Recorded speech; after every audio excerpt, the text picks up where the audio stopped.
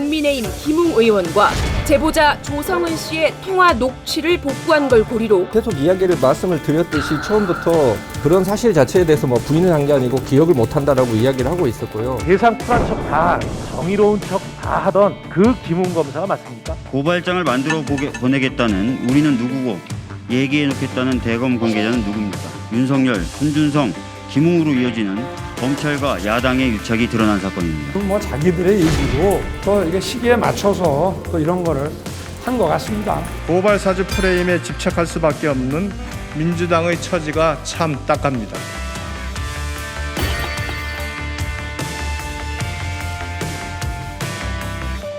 자, 먼저 고발 사주 의혹 관련해서 이게 처음에 9월 달 정도에 왔었는데 중간에 대장동이고 다른 얘기들이 있어서 조금 덮여진 감도 있는 것 같아요. 일단 공수처 수사를 하고 있는데 어느 정도 진행이 되고 있습니까? 좀 총평을 드리자면 좀 지지부진하다라고 이제 말씀을 드릴 수 있을 것 같아요. 왜냐하면 핵심 증거들. 그러니까 여기에서 등장하는 사람이 조성은 그리고 김웅, 그 손준성 그리고 이거에 이제 덧붙여서 윤석열 후보가 전 검찰총장이 영유가 됐느냐 안 됐느냐 그거잖아요. 윤석열 총장을 일단 빼고 요 세 명만 보자면은 김웅 의원이 그 조성은 씨한테 전화 통화를 한 거는 복구가 됐죠. 복구가 돼서 이제 그거는 확인이 됐고. 거기에서 이제 김웅 의원은 피의자로 전환이 됐어요. 지금 전환이 되는 상황이고 손준성단에서는 손중선 보냄이는 확인이 됐는데 거기에서 얼마나 더 관여를 했는지 직접 김웅한테 보냈는지 여부는 지금 확인이 안 되고 있어요. 그래서 이거를 작성을 누가 했느냐. 그래서 대구고검 압수수색 영장을 보면은 제3의 검사에게 고발장 작성 지시 관여 가능성을 기재를 했어요. 그러니까 직접 한 게 아니라 다른 사람이 고발장을 해가지고 이거를 다 본인이 전달받아서 이렇게 김웅 의원한테 넘겨줬을 가능성 이런 것까지 지금 폭넓게 보고 있는 거고 그래서 손준성 당시 검사의 이제 부하 직원 2명을 같이 압수수색을 하고 있는 이런 상황인 거죠. 자, 이 정도면 약간은 드러난 측면도 있다고 봐도 무방할 것 같은데 김웅 의원은 이제껏 자꾸 기억 안 난다고 모른다고 계속 그러셨잖아요. 이게 이제 2020년 4.15 총선 직전에 4월 3일 오전 10시경에 이제 약 7분 58초간 통화하고 오후 4시에 이제 텔레그램 보내고 여러 가지 일이 있는데 이 정도 큰 건의 일이라면은 제가 추정컨대는 기억 못하기 쉽지 않습니다. 검찰청에서 뭐가 왔는데 이거를 당에 넘겼어요. 이걸 잊어버릴 수가 있나? 이걸 잊어버릴 수 있다는 건 일상인 건데? 그러니까 일상이 아니라는 측면에서 제가 봤을 때는 기억하지 못한다는 것이 저는 추정컨대 거짓말이라고 보는데 어쨌든 기억이 계속 안 난다고 하는 입장에서 녹취록이 지금 흘러나오지 않았습니까? 주요 발언들이 우리가 만든다. 내가 대검을 찾아가면 윤석열이 시켜서 온 게 되니까 빠져야 된다. 검찰은 억지로 받는 것처럼 해야 된다.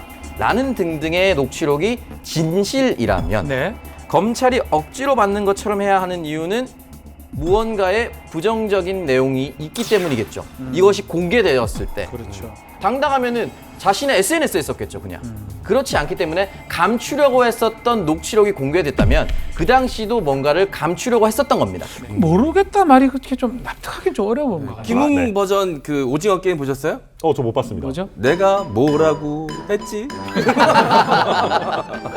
김웅 의원이 그걸 하고 있습니다. 김웅 의원님이랑 깐부 맺으면 안 되겠네요. 네, 알겠습니다. 근데 저는 일단 이 녹취록이 정말 진실이라고 전제하면 이거를 기억 못하는 거 말이 안 되죠. 말이 안 된다. 이게 일상적인 거라면 그게 더 큰 문제고요. 그렇죠. 이게 말이 안 되고 당연히 기억을 하고 있다라고 봐야 될 것이고 다만 여기서 이제 한 가지 조금 그래도 짚고 넘어가자면 내가 가면 윤석열이 시켜서 온 게 되니까에서 윤석열이 등장했느냐는 좀 언론마다 차이가 있습니다.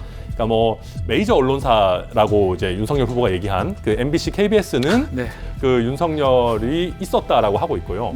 그 외에 많은 언론사들은 없었다라고 하고 있고 심지어 노컷뉴스였나 어딘가에는 윤석열이 안 들어가 있기도 하고 윤석열을 의미하는 대명사도 없었다라고까지 보도를 했어요. 검찰도 없었다.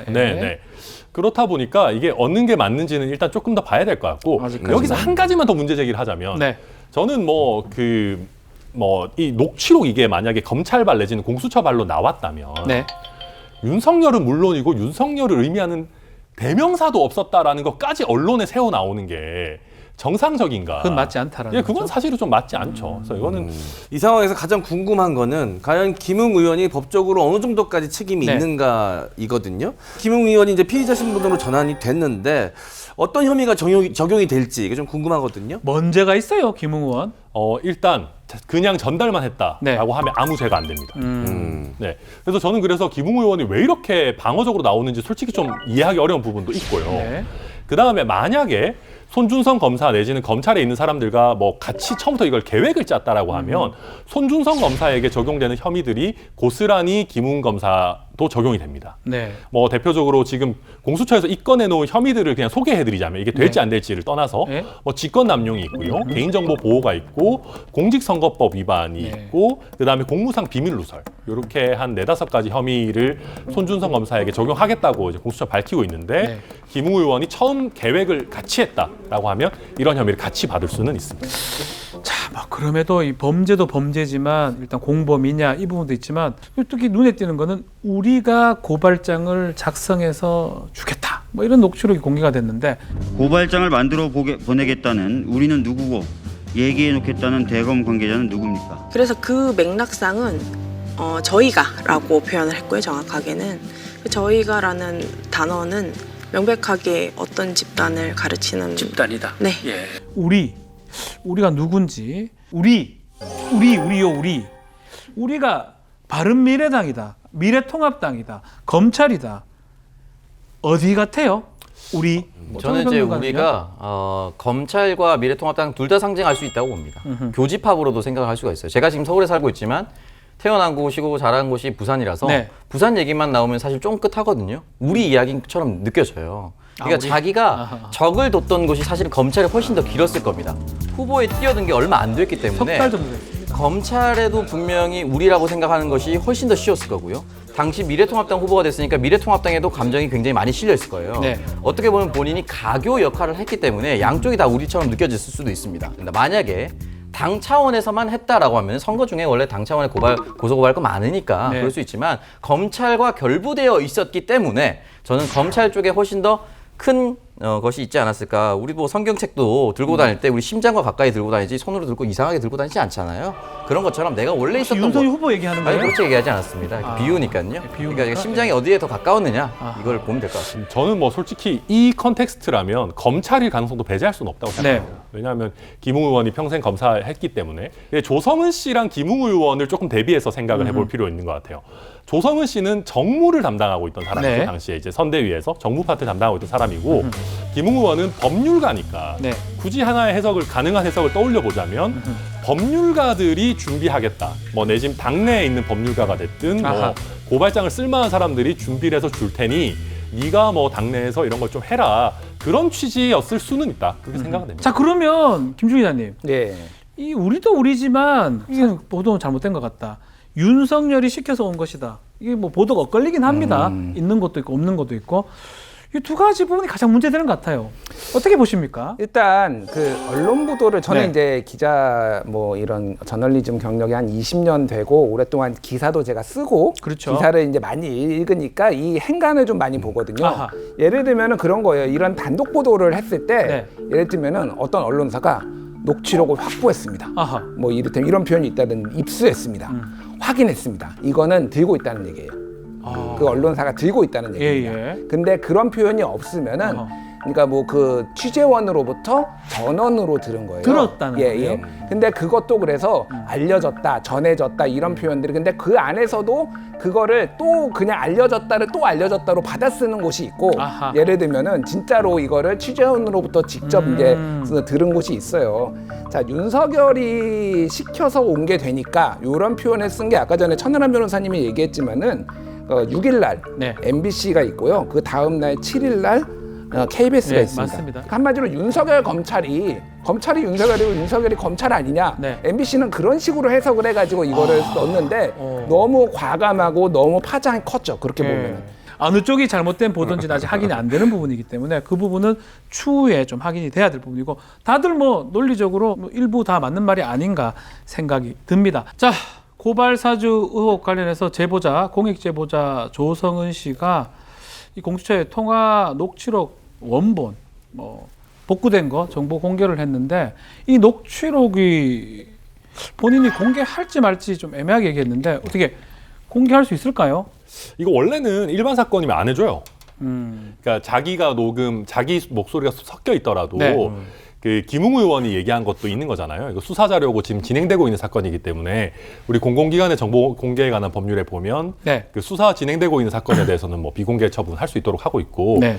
실제로 이게 새어 나오는 것도 조금 문제인 게 김웅 의원의 수사에 저해가 될 수 있어요. 그러니까 이게 막 언론에 다 공개되고 하면 사실 김웅 의원 불러다가 거기 그 자리에서 녹취 딱 까고 여기 이렇게 했는데 뭔 소리입니까? 이렇게 돼야 되는데 이게 다 공개가 돼버리잖아요. 사실 수사상 비밀이라고 할 수도 있어서 여튼 제가 말이 좀 길었지만 요약하자면 일반적인 사건인 것 같으면은 원래 뭐 내 목소리만 들어가 있는 게 아닌 녹취는 공개는 잘 안 해준다. 네. 네, 그렇습니다. 자, 궁금한 점이 있습니다.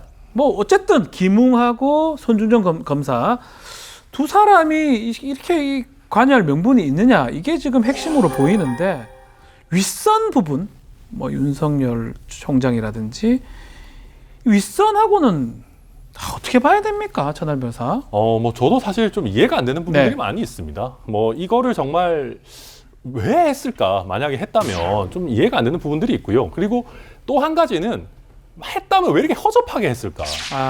그러니까 무슨 얘기냐면 김웅 의원 당시 엄청 정신없는 상황이지 않습니까? 네. 후보자였고 심지어 의원도 되기 전이고 그리고 냉정하게 말해서 당시 미래통합당의 주류도 아니에요. 그러니까 유승민 후보에 의해서 이제 발탁이 돼서 새로운 보수당 출신으로 이렇게 들어왔기 때문에 당내 주류도 아니었고 네. 그리고 또 한 가지는 이걸 왜 그러면 조성은 씨한테 주느냐. 그렇죠. 조성은 씨도 사실은 미래통합당에 들어온 지 얼마 안 됐고 그전에는 국민의당에 있다가 오신 분이고 김웅 의원이랑 그렇게 접점이 있지 않았어요. 그리고 그렇게까지 당내에서 입지가 탄탄하거나 뭐 아주 신뢰를 받거나 이런 것도 아니었거든요. 조성은 씨랑 동기죠? 네, 입당 동기시잖아요. 네, 그래서 같이 그래서 조성은 씨랑 같이 있는 사진이 많이 나와가지고 이게 최근에 저도 같이 뭘 하는 줄 알고 순천에서도 걱정하는 전화를 많이 받고 그러는데요. 여튼 네. 그렇다 보니까 저는 이게 만약에 검찰에서 윗선이 개입돼서 조직적으로 움직였다라고 하기에는 너무나 아마추어적인 면이 없지 않아 있다. 두 사람도 핵심 멤버들은 아니다. 네, 네. 그래서 조금 이해하기 어려운 부분들이 분명히 있습니다. 이제 그 한국 축구 선수가 해외의 명문팀으로 이적했을 때 언론들이 가장 먼저 얘기하는 게 뭐냐면 과연 첫 골은 언제 터질까? 이런 얘기를 하거든요. 그러면 그동안에 지금은 현역 의원 아니면 주강덕 의원이라든지 예. 지금 사퇴했지만 곽상도 의원이라든지 김진태 의원이라든지 검찰 출신으로 가서 첫 골을 터뜨리기 위한 노력을 했을 수도 있습니다.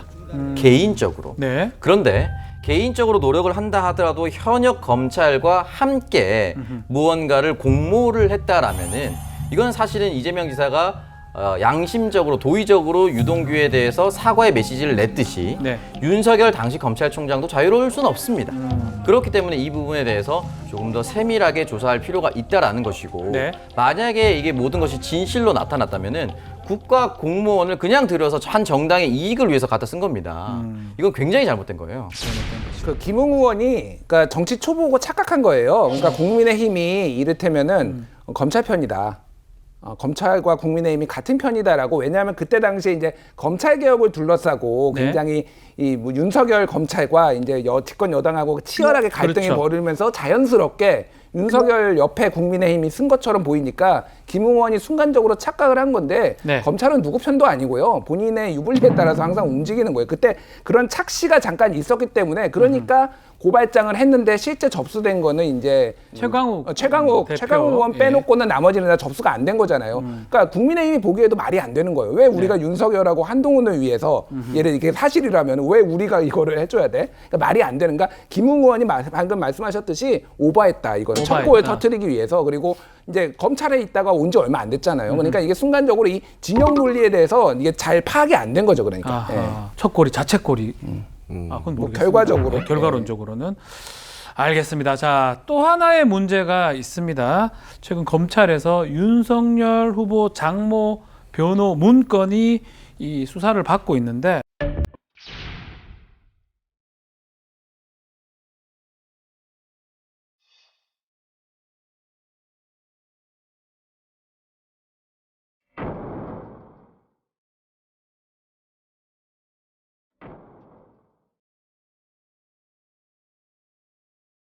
윤석열 전 총장 징계 당시에 이정현 검사가 했던 발언과도 연결되는 그런 문건으로 보입니다. 장모 또는 처에 대한 정보를 조직적으로 수집하고 정리하고 있다.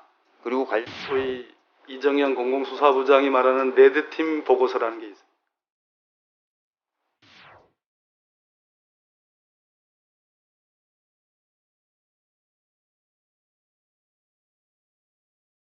여기서도 수사정보정책관실이 연루가 되어 있다 하는데 당시 또 담당이 손준성 검사네요. 오창석 평론가? 네. 일단 이제 기본적으로 공정하게 말씀드리기 위해서 검찰총장을 지명을 하고 청와대에서 그 사람이 인사청문회를 통과하기 위해서 검찰 내부에서 이 사람이 어떤 방어전을 펼칠 수 있습니다. 근데 만약에 이 상황이 인사청문회였다라면은 어떤 문건을 작성해서 억울하다. 방어에 나설 수 있다고 보지만 지금 청문회 당시가 아니었어요. 그러니까 검찰총장과 그의 가족들과의 비위나 비리가 불거지고 있을 때 만들었다라는 것은 검찰총장을 옹립하기 위해서 공권력을 남용한 것이죠. 오용한 것이고요. 그렇기 때문에 이 부분에 대해서는 아까 전의 것과는 조금 다른 성격으로 윤석열 총장의 책임성이 훨씬 더 커지는 것이죠. 수사정보정책관실이 그거 하라고 있는 게 아닙니다. 마치 친위대처럼 움직였다라고 했을 경우에는 검찰총장이 굉장히 잘못된 것이죠. 국민의힘 소속으로서 이거 참 이렇게 얘기해도 되나 싶긴 한데요. 계속 오늘 계속 그렇게 얘기하셨어요. 이런 거는 정말 하면 안 됩니다. 이건 잘못된 것이다. 이건 잘못된 거죠. 그러니까 왜냐하면은 물론 기관장이나 기관장 가족이 갖고 있는 법적인 리스크를 분석하고 뭐 그걸 대비하고 하는 거를 할 수 있습니다. 일반적인 기관에서는. 근데 수사기관에서는 그거 하면 안 되죠. 경찰이나 검찰은 이런 거 하면 안 돼요. 왜냐하면 아무리 부서가 구분되어 있다 해도 자기 친한 사람이 또 수사하는 파트에 있을 수도 있고 한 다리 건너면 다 아는 사이인데 이런 방어 논리를 검찰 내부에서 만든다는 거는 저는 말도 안 되고요. 이게 만약에 관행이었다 하더라도 저는 비판받아야 된다고 생각하고요. 이런 거 앞으로는 절대 이런 거 해서는 안 된다. 해서는 안 된다. 검찰총장도 자기가 돈 내서 로펌에다가 자문을 받아야지 왜 자기 밑에 부하들을 자기 개인적인 일에 써먹어요. 그러면 절대 안 되고 만약에 이게 정말로 윤석열 후보가 지시를 했다든지 뭐 보고받고도 묵인을 했다든지 뭐 이런 부분이 있다면 저는 그거는 도의적으로 사과할 부분이라고 생각합니다. 그럼 고발사주 의혹 이야기로 좀 다시 돌아가서 질문 좀 드리자면 여당은 검찰의 정치 개입이라면서 이제 윤석열 후보를 구속수사해야 된다고 공세를 강하게 펼치고 있는데 윤석열 대검이 국정농단을 일으키려 한 사건입니다. 구속수사가 불가피해 보입니다. 윤 총장을 뒤집어 씌우기 위해서 엮기 위해서 고발사주가 아니라 이게 공작사주 아닌가요? 오히려 공작적 냄새가 나지 않나요? 과연 이 공수처가 수사를 좀 빠르게 마무리할 수 있을까요? 원래대로라고 하면 사실 고발사주 사건은 대장동 사건에 비해서는 훨씬 더 사이즈도 작고 좀 간단한 사건입니다. 근데 이제 보도가 나온 걸 보니까 중요한 그 사건 관계인이 10월 동안에는 출석을 하기 어렵다 이런 얘기를 했더라고요. 아마도 김웅 의원이 아닐까 이렇게 추측이 돼요. 약간 국감 시즌이기 때문에 출석 못하겠다. 국정감사 때문에 못 가겠다라고 하지 않았을까 추측이 되는데 그런 것들을 보면 아직 손준성 검사에 대한 소환 조사도 없었던 걸로 일단 언론상으로는 드러나진 않고 있다 보니까 10월 중에 마무리되기는 어려울 것 같다. 결국 그렇게 되면 국민의힘 후보가 결정된 이후로 좀 미뤄지는 것 아닌가 이런 생각이 들고요. 그러면 지금 단계에서 국민의힘 경선에 영향을 미치겠느냐라고 보면 저는 경선 단계에서 영향 굉장히 미미하다고 봅니다. 그러면 다른 후보들 가만히 있을까요? 뭐 계속 문제 제기는 하겠지만 윤석열 후보 본인이 개입되어 있다라는 핵심적인 증거가 나오긴 어려워요. 그러다 보니까 이거의 영향은 일단 내부 경선에서는 크지 않다. 그렇게 보입니다. 이게 이 문제는 사실은 국민들에게 어느 정도 타격감이 있느냐가 또 예비 경선 토론에서는 중요하잖아요. 이건 정말 잘못됐다고 저는 가장 잘못된 문제라고 생각을 하지만 국민들의 감정에서는 윤석열 후보가 손바닥에 왕자 쓴 게 훨씬 더 크게 다가갑니다. 왕자하고 뭐 특정부위 침 맞고 이런 게 더 크다. 그러니까 뭐 무슨 스승을 만나니 도사를 만나니 이런 게 저런 사람한테 어떻게 이 나라를 맡겨? 이게 훨씬 더 타격감이 크기 때문에 다른 후보들도 알고 있을 겁니다. 이거 정말 잘못됐다는 거. 그러나 아마 전략상 그런 부분을 더 집요하게 파고들지 않을까라는 생각이 좀 들고 다시 말씀드리면 그것과 무관하게 이건 정말 다시는 어떠한 정권이라도 다시는 일어나서는 안 되는 내용들이라고 생각합니다. 자, 국민의힘 역시 경선 4명의 경선 후보들이 이 각축을 벌이고 있는데 그중에 뭐 유력한 한 사람 윤석열 후보의 고발사주 의혹권 공수처 수사에 따라서 또 경선이 어떻게 될지 이 부분도 지켜봐야 될 것 같습니다. 자, 뉴스코멘트 막전 막부 여기서 마치도록 하겠습니다. 감사합니다.